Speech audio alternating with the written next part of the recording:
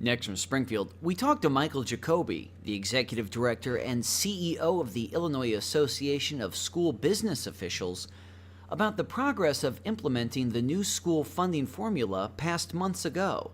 This runs about 20 minutes. Mike Jacoby, thanks for joining us again on the Illinois Channel. Been a while since we talked, and there was a lot going on in the last legislative session. Just to remind people, we passed a new funding formula for education, which meant that all those individuals such as yourself and the school administrators had a lot more work that they had to do to make what was passed legislatively happen in real life. So we wanted to catch up with you and say, where are we in that process? How is it impacting your membership? So there's really kind of two paths that I've been working on predominantly since the legislation was passed and signed at the end of the summer.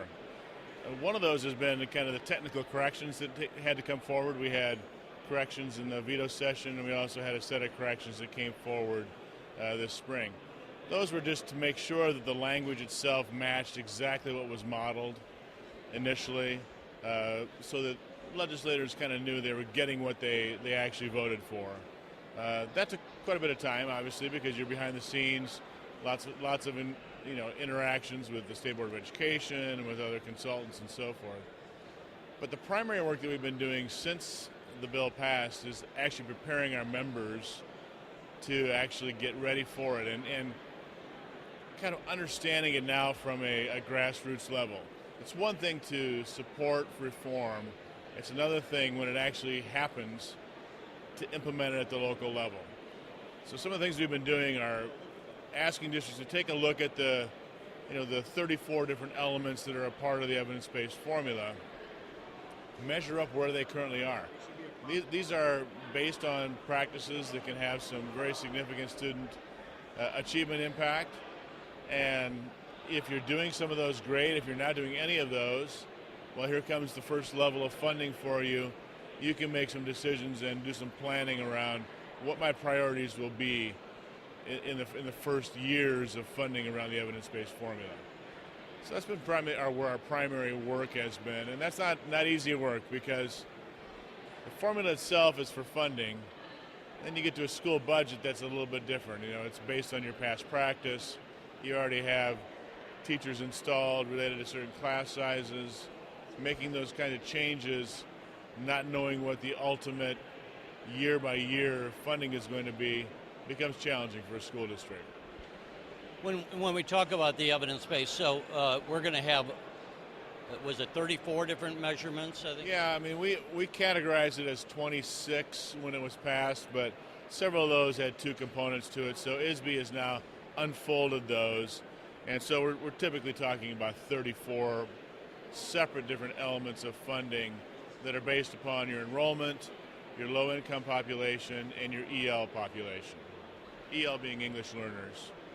And I was going to say, so you get your membership, and they probably go down the list. Some are going to already say, well, we accomplished that. We're good on that one. And you're going to have other districts where, they're just checking off and seeing where they are and what they're missing. Is how I imagine it, right? And so I guess you have to work with those districts to kind of bring them up to speed, or to what extent do you help them, and to what extent is there other support out there for the different districts to implement these changes? So it's really kind of a gap analysis, right? Here's what the funding formula would say I'm going to get my funding based on, and here's what I'm actually doing. So a good example might be, let's say instructional coaches, which was one of the components that has one of the highest possible, what we call effect sizes on kids. And that is just a continual professional development, somebody in the classroom with teachers, coaching them on their pedagogy, making sure that their teaching is sharp and on point, they're managing classrooms well, and so forth.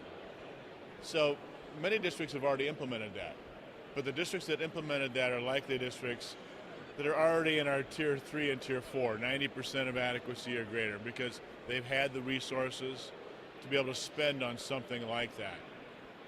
Our Tier 1 and our Tier 2 districts, the ones with the greatest need, those districts likely could not afford to do any of that prior to the evidence-based funding model. So now they've got year one of that funding model, and they're getting some resources. The question is that a target for you as a school district? Or are you going to target lower class sizes K through 3?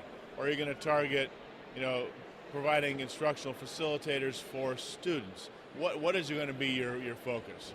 You can't do all of them because, your adequacy target is so much above what your funding is, and even 1 year of evidence-based funding is not going to give you the whole, enchilada, so to speak, in regard to being able to affect change across all 34 elements. So they have to be kind of coached in what are my choices, what kind of plan am I going to have, how am I going to implement that plan in the first year of funding? What about the second year? What about the third year? That kind of planning.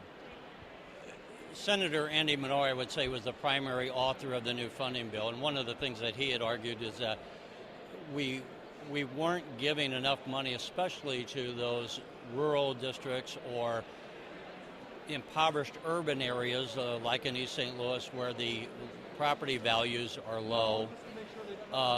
Given the changes that were made, and that was supposed to then redirect more money to those districts, are you happy with the outcome of the bill? I mean, no one's probably happy with any bill automatically, but how satisfied are you with what came out of last year, and to what extent do you think that will actually have the intended positive consequence? So there were two things that we really wanted to see, sort of macro effects of the bill in terms of the change of funding. One, we wanted to see that low income enrollment was getting more dollars than non-low income enrollment, because that's a significant factor and a significant need in districts that have high, low income populations. The other place that we were looking for is low property wealth. Are low property wealth districts getting an additional dollar per student that's significant enough to begin moving them closer, to those districts that are on the high wealth side? Both of those factors turned out, as we did analysis of the final numbers that State Board of Education put out, here just a couple weeks ago, over $100 more per pupil for low income than non-low income, which begins to close some gaps, and about $115, $120 more per pupil on low property wealth districts versus high property wealth districts. The bottom line is the districts that are on the high end on property wealth and the low end on low income compared to the others is such a huge gap. So closing that gap incrementally year by year by year by year is really what we wanted to see this formula do, and it's performing in a way that we anticipated. Before we hit a allegedly foundation funding level, although the state was spending even below what was supposed to be the foundation level, how has that foundation level of funding per pupil changed? So previously, you started with an expectation that $6,119 was an adequate educational cost. With the evidence-based model, what we actually look is the demographics of every school district, their enrollment, their low-income population, their English learners, multiply that through these 34 elements, and give them a new target. And that new target is going to be significantly higher than 6119. I mean, 6119 was just an arbitrary number that emerged 1 year, 7 or 8 years ago, and was never changed. So now we have a target that's based on the average teacher salaries in Illinois, average administrator salaries in Illinois, and is a personal target for that school district based on their demography. With that, then you can analyze how well funded they are toward that target, and then the state funding tries to address that gap. Here's my target, here's my current funding, how am I going to close that? It's a whole different paradigm than what we had with the foundation level. Now, your members, and I often tell people, we look at a school, we don't think of it as a business, but it obviously employs a lot of people, the staff people, the teachers. It has all the cost of heating and air conditioning. And so your members are the people that kind of operate that, the business school business officials.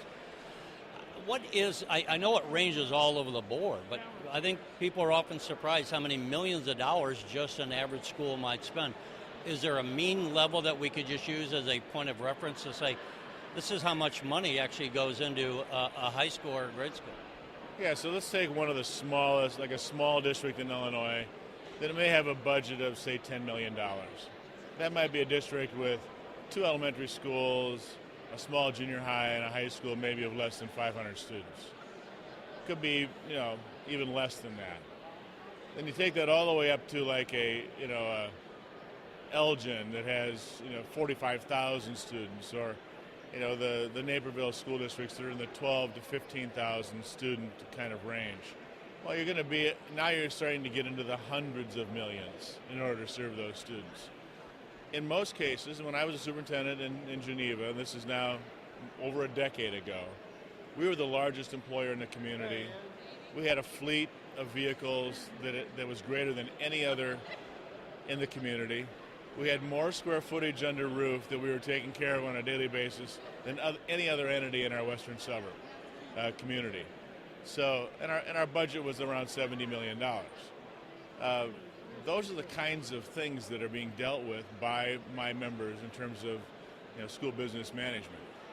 And I know the Illinois Channel covers the school board conference in the fall that your members are also a part of. And it's interesting when you look at the vendors and you go down, there's the architects, the people that have flooring, the air conditioning guys. There's a whole array of businesses that sell to schools.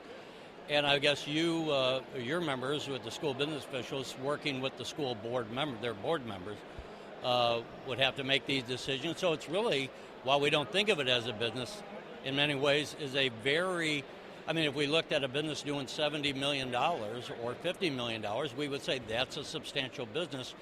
And it's funny how we never recognize that when we talk about schools. Right. And and it's important for those dollars to be spent effectively, and for members to know my folks on the business side to know how to do the right kind of RFPs for various kinds of services and make sure that their costs are competitive. The average day of a school business official is just filled with the same kind of things that anybody would see in a large business. The parameters that they have to work with under the law may be a little bit different because there are restrictions. You're restricted on how much debt you can do, restricted on the form of that debt. You have to do bids, take lowest bidders.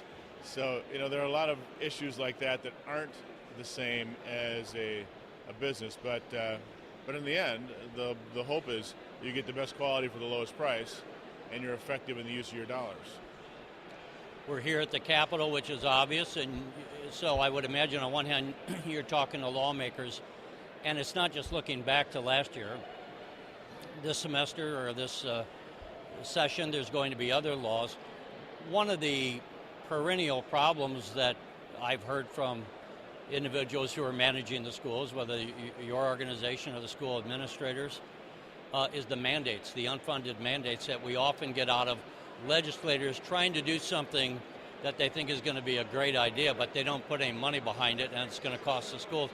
Are you facing any of that this year? And if so, what kind of ideas are you trying to educate the lawmakers to say this is going to be a problem? Yeah, there's kind of two ways that mandates go. One is mandating restrictions on you that you didn't have before, so kind of chipping away at local control. And there are a few of those that we have some concerns over. There's a bill that would limit any sort of refinancing of existing debt to the original years of the bond, which takes away flexibility for a school district if they're working with non-referendum debt and they're trying to make it fit within their tax rate.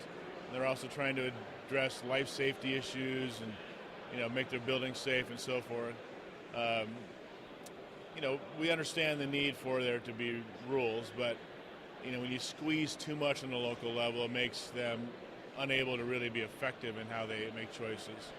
We're looking at some mandates that would, not a huge amount of money, but let's just think about the implications of it. So there is a problem when a student whose parents are supposed to be putting money in an account in a local school for their lunches and so forth. If there's not money there, that student can't eat. There's also issues related to students that don't have money, that it's just poverty, and they're getting what we call free and reduced lunches. On the free and reduced side, people fill out applications, they're approved, student comes to the line, district figures out ways to not have them be identified so they can get their free lunch without having to carry around the moniker of being low income. But students who just don't pay and show up for lunch, at some point in time there has to be an engagement, right, between the student, the parents, and the school district, because you can't just keep giving free lunches to kids. So there's a bill out there that would require us to, whenever a kid asks, we got to give it to them no matter what the scenarios are. And sometimes, all districts have schools that have what we call courtesy lunches in the office. A kid forgets his lunch, forgets his money, forgets his ticket. They're taking care of these kids quite a lot. But to mandate that any kid could come through any lunch line and say, I just want a lunch today and I've got no money, that could be a run on the bank, in terms of the misuse of that. And also a nightmare in terms of managing those kinds of issues. Another area that we're kind of concerned about in terms of taking away and not recognizing the uniqueness of each local entity is a bill in the House that's talking about limiting administrative costs. Now, we understand that we don't want to have administrative costs skyrocketing, but this bill would tie administrative costs to national averages and not take into consideration the seniority of your personnel, not take into consideration the growth of a district in terms of population, because they want it to be based on census data. Every 10 years you'd have a number of pupils, then you divide your expenses by that number. Well, if you grow, again, when I was in Geneva, I grew from 1,300 students to 6,000 students in 20 years. And the last 10 of those was substantial growth. Well, we would have violated any sort of cap if it was based on the 1990 census. Within a year we would have violated that because we had to add staff. So things like that erode local control and just make it difficult to do business are things that we have concerns over. And we will make witness slips in opposition to those particular ideas. Before we let you go, one of the things, of course, people know we didn't pass a budget for several years. We did finally last year. Are of the dollars that were owed to districts for any number of things that what we call the categorical grants, such as the bus transportation costs, are those millions of dollars still owed to the districts, or have we been catching up on some of that? So in this year's budget, there typically would be 4 payments to make payments for those. Districts have received 1. The comptroller tells us the second one is likely this week or maybe even early next week. But still, to end a year with still 2 payments due and owing, just leaves districts having paid for services that are supposed to be supported by state funds and getting no support. Now that all rolls forward, and those payments might come in September or maybe December of the next year. But still, the front loading of those dollars is pretty significant for districts, and then not getting any reimbursement to support that can be meaningful. Yeah, so it also goes, I think, to say, first of all, they have a rainy day fund, I guess they're paying for it, but then you're paying down you're spending down, I should say, your rainy day fund to where you're not going to have any reserves. And secondly, for the business official trying to watch his cash flow, he doesn't know when those payments are going to be coming in. So we can just kind of imagine how difficult that is. It'd be like running your household and not knowing when your boss is going to pay the payroll. Right, and we're in an environment where you want to make sure that idle funds that are there for that rainy day or they're part of your cash flow scenario are invested wisely. You're getting a return on that investment. That's another set of dollars that can be used within the school system. But if you have to keep things liquid, to the point where you can't invest them because you don't know when state funds are going to be coming, then that's again, it's just it hinders the ability to do business in a right and effective way. And of course, it in many districts, it causes them even to borrow money because they don't have a reserve to offset those costs. Well, Mike Jacoby, always interesting to talk with you, and we appreciate your time. Thank you, Terry. Thanks.